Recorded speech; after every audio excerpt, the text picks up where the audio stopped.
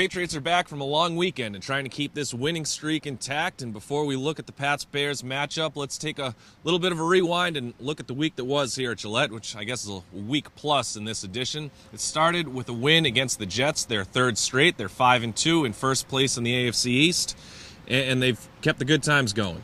They did, but it didn't exactly make everyone feel the best, given that they really struggled to put down the Jets. Yes, it was a division game.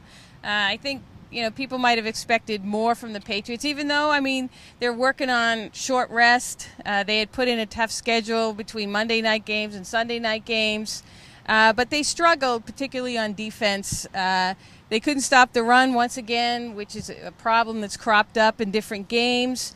But ultimately, they got the W. It was a division game. They added another victory there.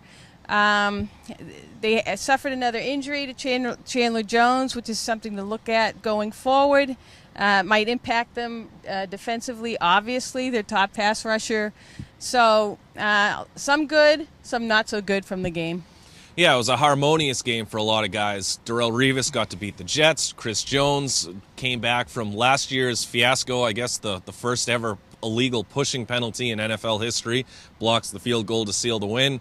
And then Danny Amendola caught a touchdown pass after a very difficult start to his season. So, you mentioned there weren't any style points. I think the Seahawks would love to have a victory against the Rams without any style points. These division games are just difficult across the league. They got the win. They took care of business.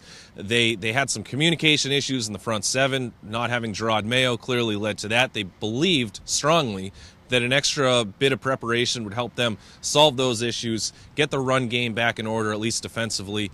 And again, they're going to have to figure it out without Chandler Jones now, too. Look for Dominique Easley to step in and get another start. He played fairly well in the start against the Bengals before going down with the shoulder injury.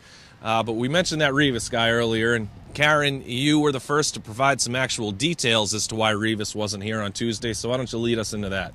Well, yeah, I guess this happens on occasion to people. He overslept. And the Patriots have a very strict rule. If you're late to meeting, late to practice, you don't practice. It doesn't matter who you are, Tom Brady, Darrelle Revis, you don't practice. A call was made, and basically the message was stay home. Revis stayed home.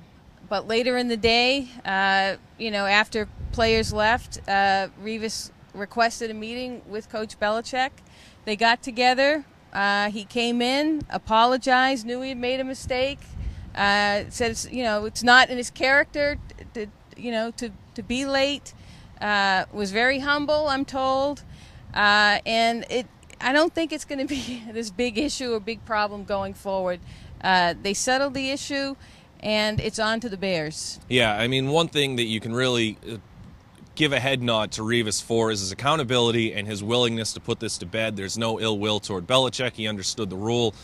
And again, this isn't going to be like a Jetsons sort of issue with Adalius Thomas back in 2009 complaining about the snowstorm and Belichick and Randy Moss and having that stuff kind of bleed over Fester, toward exactly. Yeah. Before the wind blows us away, let's recap this third thing here. The Patriots are looking forward to the Bears. They're going to need that Revis guy against Brandon Marshall, Alshon Jeffrey, Martellus Bennett, Matt Forte, Jay Cutler, and on and on and on. The best fantasy lineup in the world. We'll see if it's an actual good, real football lineup. Yeah, the Bears are kind of an enigma a little bit. Can't win at home. They're 0-4 at home, but they win it on the road. Their 3 wins have come when they're away from Soldier Field. Go figure. So they're on the road this week. We'll see what happens. An offense that is a tough matchup for any defense, especially when they're playing well. It's a Bears defense that really can't stop anybody. I've seen times when they're literally falling over each other, allowing touchdowns. So it could be a shootout here at Gillette Stadium. We'll see what happens. To follow our coverage, you can find us on bostonherald.com and in the Blitz blog.